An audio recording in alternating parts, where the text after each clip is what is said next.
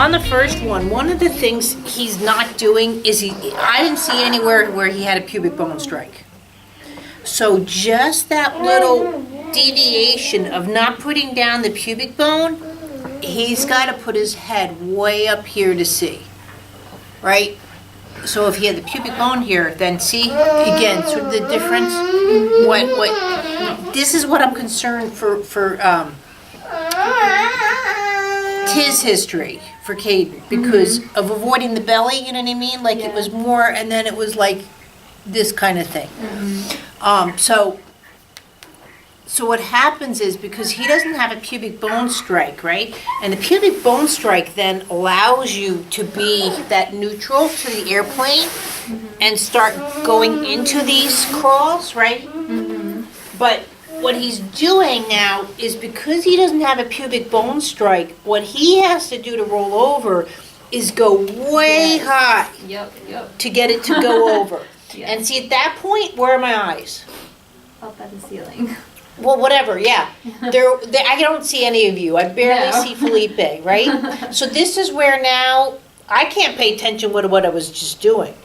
So when a child typically rolls over, if there's a pubic bone strike, right, I still can look at you and I can, you know what I mean? Like I don't lose what I was working on. And then if I want to come back, I still can look, you know what I mean? And just see, I'm all around. Right?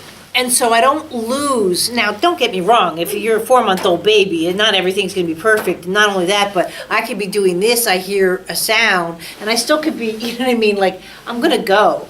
But at the same time, I see this, I see you, you know what I mean? And I'm here. Just that neutral is there, right? But the child's smart, right? This is where when the trauma, something's happened, and trauma is, again, I know people have stubbed their toes and thrown their back out, and I know people that have been in accidents and go, I'm fine. So trauma's different from each person, so you don't necessarily need to be 6 weeks premature, 10 days NICU to have life-altering movements. So, Why he has more movement when he's on his back than his stomach? Because what he's learned to do is toss. And what you're seeing, he's actually tossing his head. Yeah. So because he can't, his pubic bone's not striking. So when if I didn't toss my head, without being able to push down on the pubic bone, then I can't roll over.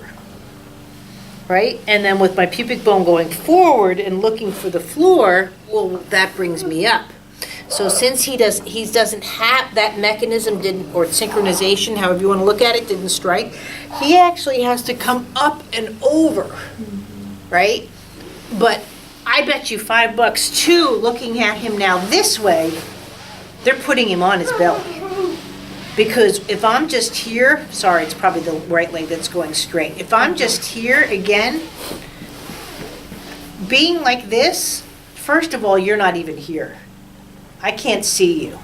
See, for me to roll over, I start looking, right? And I'm trying to reach. That's why the first time you see a baby roll over, they're like, what the heck just happened? You know, they have that stunned look.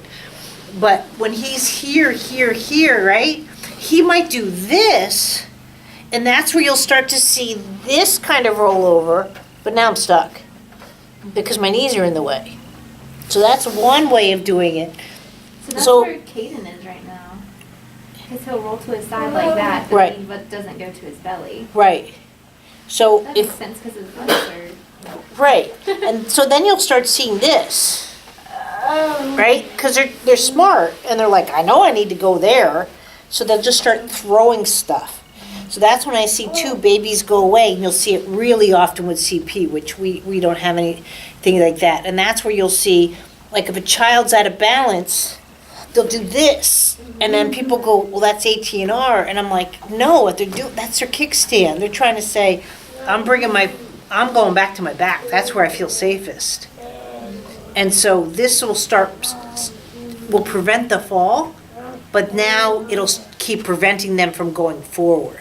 So they get stuck in that, quote, AT&R position, but it doesn't mean they're stuck because of the 18R. To me, that's their body's language of saying, I'm not falling, and I'm telling you really hard I'm not falling, so I'm going to go here. And if I feel like I'm falling this way, that's where you'll see that to this. But you know what I mean? The arm is not free now to now go grab a ball. Or you'll see maybe this, I feel again, and that's here, and that's where around the 8 months old, the dystonia starts, quote, picking up. That's why I believe dystonia is created due to your physical. It's not a neurological. It'll become neurological because if it's not answered, but you'll get, I want to reach, you know, and that's where you see with like Pika and stuff. They want it, but their quote center, gravity, balance, wherever you want to call it, is so miscued in their neurological system that they're trying to work around this, and that's where you see that. So again, so what really needs to happen, first of all, with child is what he's also learning to do now is his back muscles are going this way on the table versus like a little boat.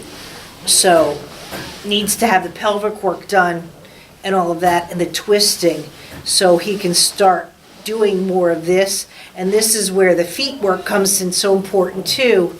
Where here, it's not that they're grabbing their feet, and that's where sometimes you'll see this or very asymmetrical, but what you want to see is where they push up and push up.